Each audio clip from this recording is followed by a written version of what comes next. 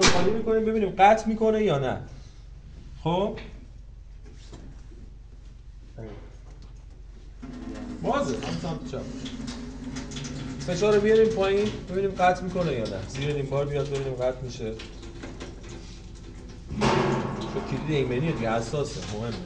حالا الان که فشار اومد بالا یه رو میزنه. یه راه دیگه اینه که من سیمای پرشرابو جامپر کنم. یعنی مثلا مولتی متر ندارم با یه تیکه سیم اینا رو چیز می‌کنم می‌کنین فشار آب بالا رو. آره دیگه در نورمالی اوپن دیگه در حالت عادی.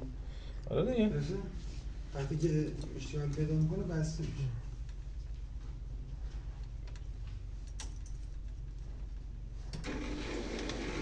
اوکی. کار کرد.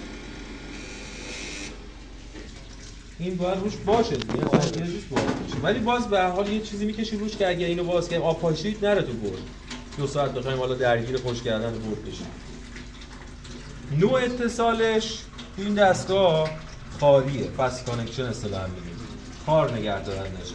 خارش رو میکشیم بیرون و خود اتصالمون هم در میاریم ولی زمانی که اونجا آب تخلیه شد فشار اومد روی صفر وگرنه از اینجا آب میپاشه رو بعد میره رو برد و این داستانا پیش میاد.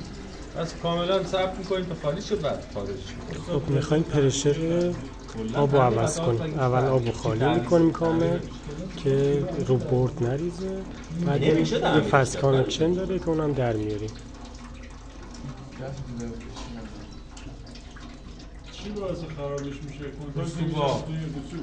اینو در میارید بعد ببینید نوع آب بندیش روی اورینگیه. زمانی که میخواید جا بزنیدش روی اورینگه رو یه گیری سیلیکون بزنید که هم راحت جا بخوره همین اورینگه له نشه همین که خود گیری سیلیکون باعث آب بندی میشه. اینو جا میزنید و کار رو جا میزنید دیگه. واسه تعبیرش همین یه چیزی اون تهش که دیگه نمیخواد. نه اون که هیچی نیست. آره دیگه.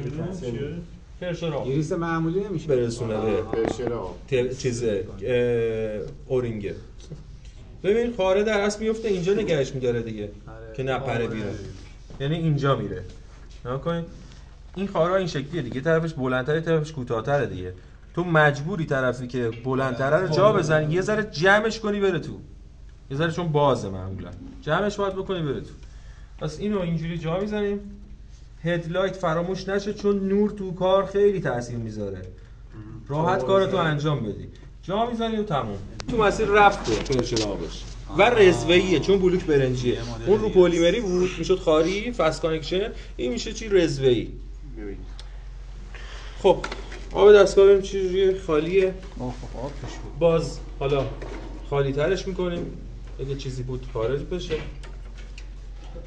بعد NTC رو از اینجا جدا میکنیم که سیمش رو قطع نکنیم میخوایم بازش کنیم همه چی جلو دستمون باز میکنیم کارمون راحت انجام بدیم. اینو به این شکل درش میاریم تمام. باز ببین با این حال که خالی شده بود فشار رو صفر بود آب زد بیرون باید حواسمون باشه دیگه رو برد نریزه. این چیه؟ تفلون میپیچیم برای آب بندیش دیگه. حالا با این حال که اینجا چیز داریم واشر داریم ولی یه ذره باز تفلون بپیچیم بد نیست واسه آب بندی. اینم که ببینید روش نیست این پرشر آبه. این یه تبدیله که حالا بهتون میگم اینجا چرا تبدیل خورده.